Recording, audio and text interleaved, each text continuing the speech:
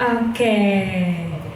Nah, tadi kita sudah tahu apa itu Kai Alpha dan kenapa kita harus pelayanan kampus, kenapa kita harus penginjilan, dan kali ini kita akan praktikal ya. Jadi di dalam strategi penginjilan kita punya 3 hal. Apa? 3 hal ya. Ada doa, ketemu, dan undang. Oke, coba. Satu apa? Doa.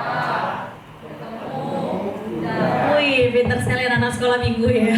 Santai. Oke, nah doa ketemu undang. Kali ini kita akan bahas tentang doa ya. Apa itu doa?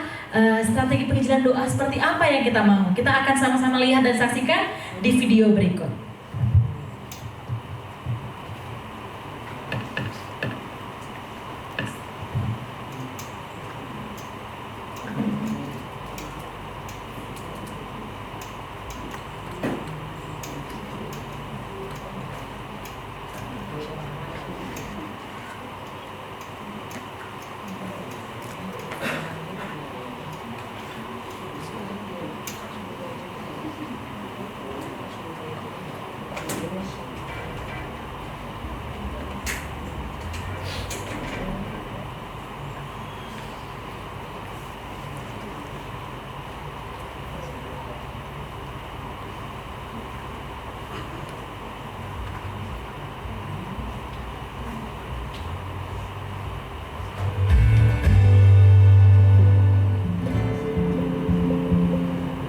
Kalau kita bicara pelayanan kampus, seringkali pertanyaan pertama kita bukanlah apa yang harus saya katakan, tapi bagaimana caranya saya bisa ketemu dengan orang baru.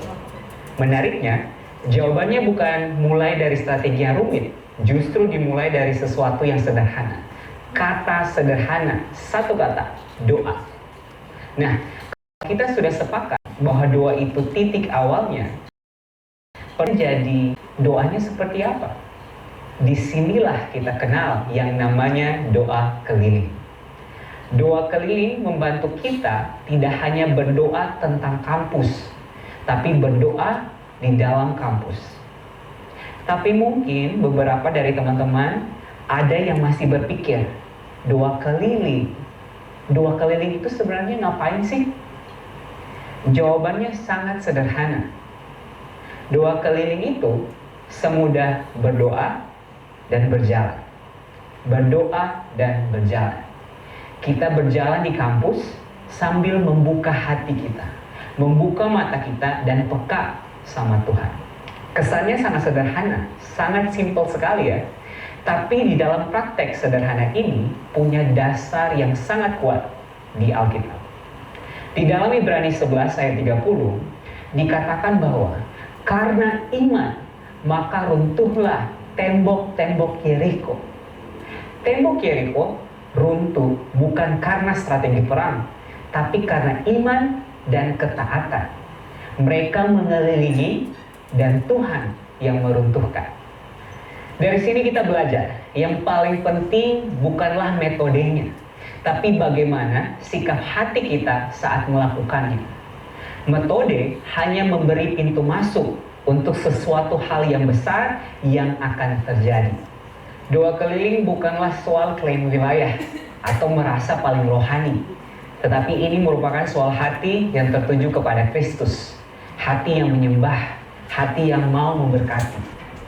Nah, kalau hati kita sudah benar, sekarang pertanyaannya, bagaimana caranya agar kita berdoa dengan tepat? Ada 3 hal yang dapat kita lakukan agar kita dapat berdoa secara efektif, yaitu yang pertama, kita berdoa dengan firman Tuhan. Yang kedua, kita peka pada pimpinan Roh Kudus. Dan yang ketiga, kita tetap fokus pada Tuhan Yesus dan bukan hasil instan. Tapi seringkali muncul suatu pertanyaan praktis. Lalu, kalau misalnya saya sudah tahu berdoa dengan efektif, apa saja yang harus saya doakan? Tuhan sering pakai hal-hal yang sangat sederhana. Apa yang kita lihat, kita dengar, maupun kita rasakan di kampus tersebut. Semua hal ini bisa jadi bahan suatu pokok doa. Nah, supaya kita bisa peka seperti itu, ada satu hal penting yang perlu disiapkan terlebih dahulu. Kamu, ya, kamu siapkan dirimu. Doa keliling itu bukan asal jalan, tapi bagaimana kita menyiapkan diri secara fisik, hati, dan juga arah. Kita sadar diutus Tuhan. Kita diutus Tuhan ke dalam kampus, tempat di mana Tuhan mau kita untuk memberkati mereka. Nah, kalau kita sudah siap, sekarang kita masuk ke hal yang sangat praktis. Apa saja yang perlu didoakan? Kita bisa mendoakan mengenai mahasiswa. Kita bisa mendoakan dosen, staf, atau orang-orang yang kita temui ketika kita melakukan doa keliling. Kita bisa mendoakan juga gedung, ruang-ruang kelas, musola, bahkan tempat parkir yang digunakan untuk aktivitas sivitas kampus. Kita mendoakan ada suatu pemulihan terjadi di kampus, pemulihan terjadi di keluarga dari para mahasiswa maupun tenaga pendidik. Kita berdoa juga untuk ada keselamatan bagi mereka semua. Kita berdoa agar orang-orang Kristen tidak malu untuk mengakui Tuhan Yesus di depan umum dan memiliki kerinduan untuk membagikan Yesus kepada orang lain. Semua hal ini kita bisa jadikan sebagai salah satu pokok doa ketika kita berada di dalam kampus melakukan doa keliling. Kita juga bisa berdoa agar setiap sudut ruang kelas maupun tempat-tempat strategis di dalam kampus dipenuhi oleh mahasiswa, di mana mereka menceritakan kesaksian-kesaksian mereka. Obrolan mereka juga bisa diisi dengan obrolan yang membangun, menyegarkan jiwa, bahkan memperkatakan kebenaran. Kita berdoa agar kampus mau terbuka dan bersedia menjalin kerjasama dengan gereja-gereja untuk melakukan pelayanan kepada mahasiswa-mahasiswa di kampus tersebut. Kita berdoa terus agar ada kebangkitan rohani terjadi. Kita bisa mendoakan apapun yang Tuhan taruh dalam hati kita saat itu juga. Pelan-pelan, kampus yang tadinya terasa biasa saja, mulai terasa sebagai ladang pelayanan. Tapi ada satu kekhawatiran yang sering muncul. Bagaimana caranya agar saya tetap berdoa, tapi tidak kelihatan seperti berdoa? Tenang, doa keliling itu tidak harus terlihat seperti orang sedang berdoa, seperti lipat tangan dan tutup mata. Berdoalah dengan mata terbuka. Apabila misalnya doa keliling dilakukan bersama kelompok, lakukanlah seperti kita sedang terlibat dalam sebuah percakapan dengan teman-teman kita, supaya kita tetap natural, kita tetap santai, dan juga membumi. Supaya tetap aman dan bertanggung jawab dalam doa keliling, ada beberapa hal yang perlu diperhatikan ketika teman-teman ingin melakukan doa keliling. Jadi sebelum melakukan doa keliling, pastikan kita menggunakan pakaian yang sopan, seperti kemeja atau entah lengan panjang atau pendek, tergantung kampus yang hendak kita kunjungi. Kita harus memastikan kita memakai celana panjang dan bukan celana pendek, dan juga memakai sepatu. Hal ini dilakukan sebagai bentuk penghormatan kita terhadap kampus tersebut. Ingat, kita mau menjadi berkat, bukan pembuat onar. Selain itu, pekalah dalam setiap percakapan dengan orang yang kita temui. Apakah kita mengganggu mereka? Apakah mereka senang ditanyakan hal-hal tertentu? Di sini kemampuan untuk membaca situasi sangat diperlukan. Kita tidak memaksa, tapi kita juga tidak pasif. Selain itu, kita tidak mau membagikan selebaran kepada orang-orang yang tidak kita ajak bicara. Ingat, kita bukan sales promotion girl atau boy. Kita mau bangun relasi singkat dengan orang yang hendak kita temui. Kalau mau percakapan itu terus berlangsung, kita bisa meminta kontak pribadi mereka atau media sosial mereka. Tujuannya apa? Agar kita bisa terus membangun relasi yang lebih dalam dengan mereka, dan kita bisa mengajak mereka untuk hangout atau mengikuti kegiatan-kegiatan lainnya yang akan kita angkat. Kami paham, terkadang meminta kontak pribadi atau media sosial merupakan hal yang sangat personal dan kadang begitu canggung. Tapi kami mempunyai cara ampuh untuk melakukannya, yaitu dengan mengajak foto bareng. Ya, saudara tidak salah mendengarnya, foto bareng. Ajaklah orang yang saudara temui itu untuk foto bersama. Setelah foto bersama, saudara bisa menyampaikan kepada dia, bagaimana caranya agar saya bisa mengirimkan foto ini kepada kamu. Disitulah saat yang tepat untuk saudara meminta kontak pribadi atau media sosial orang tersebut. Mudah bukan? Tentu mudah. Terakhir, supaya semua ini bisa berjalan rapi dan juga berdampak, kita perlu membagi doa keliling ke dalam 3 bagian, yaitu briefing, doa dan mendengarkan, dan debrief. Doa keliling selalu dimulai dengan briefing.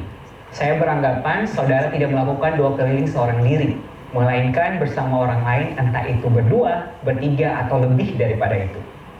Pada saat briefing, saudara bisa memberikan penjelasan singkat mengenai apa itu doa keliling dan mengapa kita harus melakukannya. Selain itu, saudara juga bisa mengingatkan mereka mengenai apa yang perlu dilakukan dan yang tidak boleh dilakukan ketika berada di kampus maupun sesudahnya. Saudara juga bisa menyampaikan gambaran singkat mengenai kampus yang dituju beserta pokok doa mengenai kampus tersebut. Dan yang terakhir, ingatkan mereka untuk berfokus sama Roh Kudus. Setelah briefing, dilanjutkan dengan doa di kampus. Selama berdoa di kampus, tetaplah terbuka sama apa yang ingin Roh Kudus sampaikan kepada kita. Saudara bisa menentukan sendiri durasi doa keliling. Bisa 30 menit, 1 jam, atau bahkan 1,5 jam. Kalau sudah selesai, kita tutup dengan debrief. Di dalam proses ini, kita bisa mengevaluasi seperti hal apa yang bisa kita pelajari bersama lewat doa keliling tadi. Apakah ada hal-hal tertentu yang berjalan baik, dan adakah hal-hal yang ingin Tuhan sampaikan kepada kita selama doa keliling tadi kepada orang-orang tertentu, bahkan kampus secara umum. Intinya adalah dalam melakukan debrief, kita mau belajar bersama agar doa keliling ini menyegarkan dan juga berdampak. Dan dari sinilah semuanya mengalir. Dari doa kita mulai ketemu orang baru di kampus, dan akhirnya kita bisa undang mereka kepada Yesus.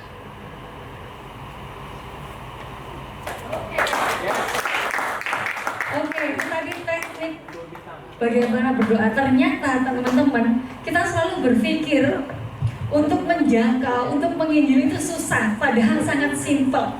Doa, ketemu, undang. Ingat-ingat ya, doa, ketemu, undang. Seringkali kita ngomong gini, doa adalah nafas orang percaya. Tapi kita untuk berdoa untuk orang lain, jangankan untuk orang lain, untuk diri kita sendiri aja kita kayak enggan mau berdoa. Ya enggak? Nanti aja ah, enak main game dulu. Nanti aja ah, nanti aja ah. Seringkali kita menunda doa itu. Jangankan berdoa untuk orang lain, berdoa untuk diri kita sendiri aja kita enggan. Teman-teman, menginjil itu gampang. Saya mau kasih kesaksian dari doa ini. Saya mau menyaksikan apa yang saya alami, bukan yang orang lain alami. Karena senior pastor saya selalu mengatakan adalah saat kita menyampaikan kesaksian, apa yang kamu alami, yang kamu ceritakan.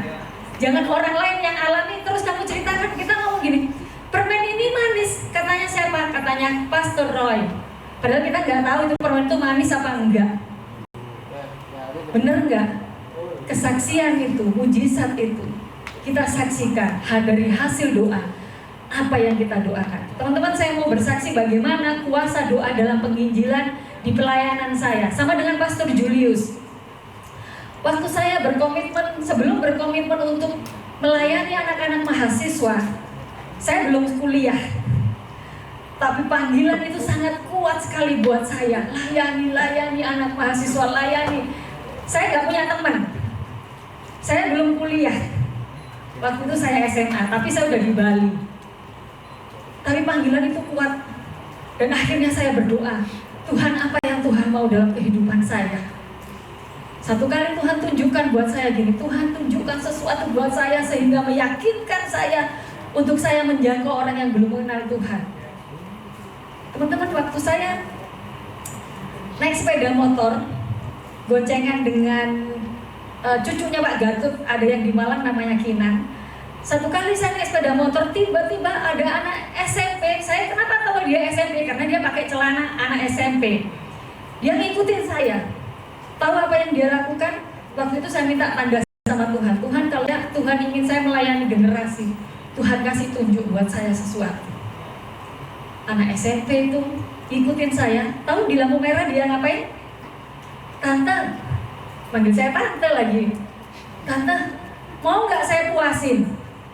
Anak cowok loh, apa yang kalian pikirkan? Puasin dalam artian apa?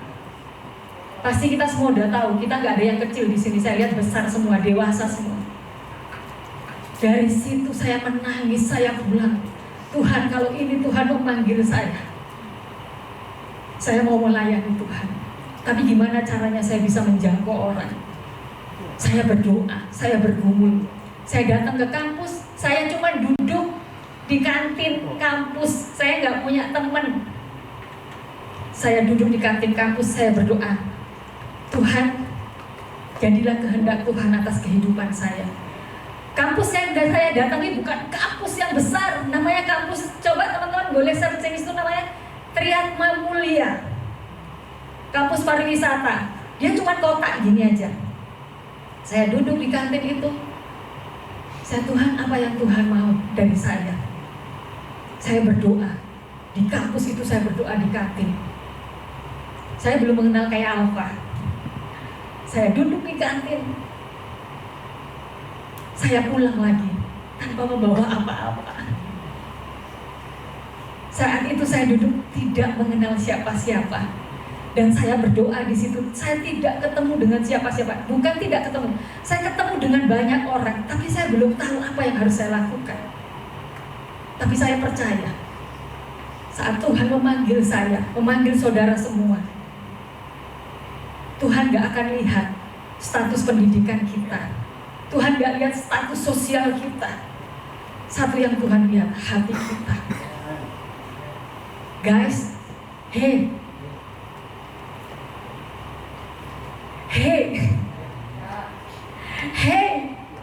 loh rek, kok menengai? Kalian naikkan doa itu sama Tuhan. Saya berdoa, saya akhirnya setelah sekian lama, bukan hari ini saya berdoa, hari ini ketemu mahasiswa, hari ini saya sama juga waktu saya merintis untuk youth di gereja saya mulai dari 7 orang, 5 itu anak youth, saya dengan suami saya. Luar biasa jemaatnya ya. Dan selalu berdoa. Tuhan pertemukan saya dengan 3 mahasiswa, 2 anak pariwisata, 1 anak perawat. Dia dari Kupang, dari Rote. Ngobrol lah saya, ngobrol. Terus saya berdoa. Jangan pernah berhenti berdoa. Jangan pernah membatasi kuasa Tuhan. Kuasa doa itu dengan perasaan kita. Kita lebih sering membatasi kuasa doa itu dengan perasaan kita. Aku gak bisa Tuhan, aku gak bisa menjangkau. Menginjil itu susah, yang kita lakukan hanya berdoa. Dari berdoa teman-teman. Nanti kalau kalian mau ke Bali, boleh datang ke gereja saya. Saya bukan teori, boleh datang di gereja saya. Pelayanan kayak Alfa ini berdampak dari gereja lokal, berdampak ke gereja lokal lagi. Saat kalian melayani, saat kalian menjangkau jiwa, nama Tuhan dipermuliakan. Yang kedua adalah gereja kita akan semakin bertambah jiwa. Saya dulu nggak pernah terpikir bahwa saya akan bisa membawa anak-anak. Tadi bilang, kalau kita menjangkau mahasiswa, kita menjangkau pemimpin. Kita ada CEO. Teman-teman boleh lihat Instagram gereja kami, Future Church Denpasar. Itu yang namanya kesehatan semuanya. Kami melakukan cek kesehatan gratis. Kami punya perawat, kami punya dokter gigi gratis, kami punya dokter jantung gratis. Itu dari orang-orang yang tiap hari kita doakan. Berdoa, lakukan apa yang menjadi bagian kita. Tuhan melakukan apa yang menjadi bagiannya. Jangan nunggu aku punya teman aku harus baru menjangkau. Enggak. sendiri. Tapi ingat, kita nggak sendiri. Ada Tuhan yang bersama dengan kita. Kita harus terus berdoa. Jangan dijadikan slogan kita ngomong doa adalah nafas hidup orang percaya. Ternyata itu cuma jadi slogan buat kita. Kita nggak ngelakuin itu. Tadi Pastor Hendra sudah menerangkan bagaimana kita harus berdoa, sikap hati kita seperti apa. Teman-teman, yang disampaikan Pastor Hendra itu adalah untuk di kampus, karena kita adalah penjangkauan mahasiswa. Tapi itu juga bisa kita lakukan di tempat kerja. Kita bisa lakukan di sekolah kita, di SMA, di lingkungan gereja, doa keliling di lingkungan gereja kita. Saya sama anak youth itu pura-puranya, ini bukan pura-pura sih sebetulnya, sehat jasmani dan rohani. Sehat jasmaninya apa? Kita jogging keliling gereja, sekitar gereja, tapi rohaninya apa? Kita doakan mereka. Boleh lihat di Google, gereja saya adalah Future Church. Itu dulu adalah, kalau kita ngetik namanya Bung Tomo, di situ akan tertulis pusat lokalisasi. Hello, ngeri kali gereja saya ini, pusat lokalisasi. Tapi kami terus berdoa mengelilingi. Kami berdoa mengelilingi. Mengelilingi itu, pertama saya sendiri, saya bagikan hati Tuhan, saya ajak teman saya sampaikan buat anak-anak pelayanan di mahasiswa saya sampaikan untuk anak-anak youth kami yang kami layani. Jangan pernah meremehkan puasa doa, guys, puasa doa itu sungguh luar biasa. Jangan pernah, selalu ingat, jangan pernah melampaui kuasa Tuhan dengan perasaan kita. Saya kasih ingat, anak-anak muda, pembulian terbesar bukan datangnya dari orang lain. Ingat, pembulian terbesar bukan datangnya dari orang lain. Ternyata pembulian terbesar yang paling jahat adalah datangnya dari diri kita sendiri. Saya ingatkan, karena saat kita mau berdoa kita ngomong gini, apaan sih? Menjangkau itu tugas pendeta, berdoa itu tugasnya pendeta, kita gak usah berdoa. Terus kita dikatain sama teman kita, ayo kita doa. Sok rohani.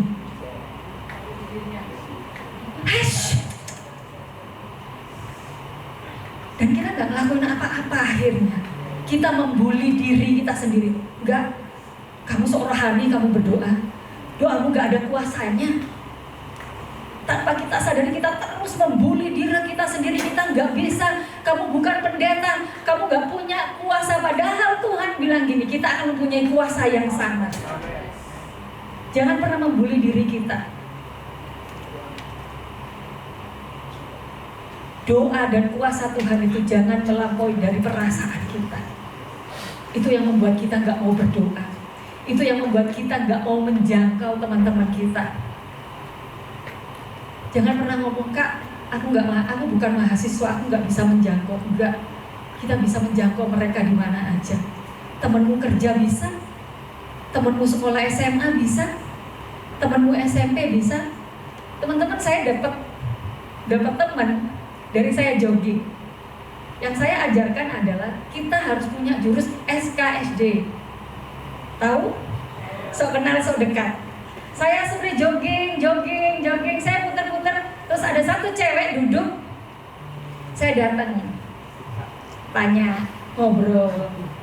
Tahu dia namanya Yola, dia tinggal di Jakarta. Tadi kita seperti Kak Hendra, foto bareng yuk, gitu. Gimana ntar gini? Terus saya bilang gini, Non, gimana nanti cara ketemunya sama kamu? Oh ya Kak, follow aja IG-nya, gitu. Upload lah di IG, terus. Udah, habis itu sudah, simple ternyata. Ini cewek-cewek yang suka TikTok-TikTokan, suka foto-foto, apapun lakukan itu. Tahu teman-teman, Yola adalah seorang Buddha. Dan setelah saya ngobrol, saya cerita dengan suami saya, kami doakan dia. Saya catat nih namanya, Yola. Teman-teman tahu, Yola pergi ke gereja dan dia lagi ikut gitu. Semua karena doa. Bukan sesiola loh ya, yang di aloe-aloe itu bukan. Yola lagi ikut kelas baptisan air. Semua karena apa? Bukan doa saya. Bukan. Doa teman-teman semua. Saya beli risol. Saya pakai jurus SKSD, namanya iman. Saya pakai jurus SKSD, saya bilang, enak sekali, ntar boleh gak saya bantu promosiin di Instagram? Dan tahu Ima agamanya apa? Muslim. Saya ajak, boleh nggak kita ketemu, kita ngobrol. Saya ajak dia, saya ngobrol sama dia di McD. Dia suka curhat. Saya kirimin lagu anak kids zaman now, paling suka lagu bahasa Inggris. Padahal saya nggak bisa bahasa Inggris. Meskipun gereja saya sebutannya Inggris, Future Church. Saya kirimin lagu dia, lagu-lagu bahasa Inggris. Dia senang sekali. Penginjilan itu simple dan gampang. Saya kirimkan lagu Hillsong, pokoknya lagu apa yang berbahasa Inggris. Dia senang, dan dia ngomong gini, Kak, aku senang lagu ini. Kenapa aku dengar lagu ini aku selalu nangis? Dia gitu. Akhirnya bilang, ketemu yuk. Berjumpalah saya dengan Ima. Teman-teman, dari doa itu, Ima rajin ke gereja loh. Ima rajin ke gereja. Dari cuma yang dibilangin Pastor Hendro, kita foto aja. Karena Tuhan gak pernah memilih orang. Tuhan tidak pernah salah memilih orang. Tuhan tidak akan pernah salah memilih orang. Dan orang itu adalah kamu. Bilang sama sampingmu, kamu. Kamu. Bilang pukul yang keras, kamu. Kamu, saya yang seorang SMA, lulusan SMA. Saya yang lulusan SMA, akhirnya saya memutuskan. Sebelumnya saya ikut kelas online-nya Sati. Untuk membekali saya terus pelayanan saya. Jangan pernah ngomong berdoa penginjilan ada itu adalah tugasnya pendeta, bukan. Itu tugasnya kamu.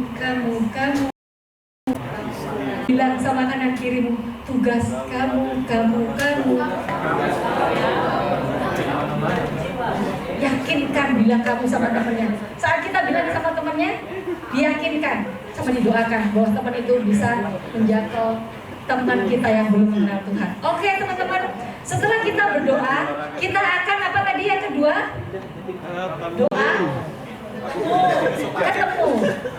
Nah saat ketemu apa yang akan kita lakukan? Sebelum kita bertemu jangan lupa nanti kalau ada pertanyaan teman-teman boleh catat. Misalnya ada pertanyaan, aku ntar mau bertanya nih setelah sesi ini. Misalnya nanti selama kita sesi ini ada yang mau ditanyakan, catat aja dulu. Nanti kita ada sesi tanya jawab. Setelah kita berdoa, kita akan bertemu. Ketemu apa yang kita lakukan? Tunggu jawabannya.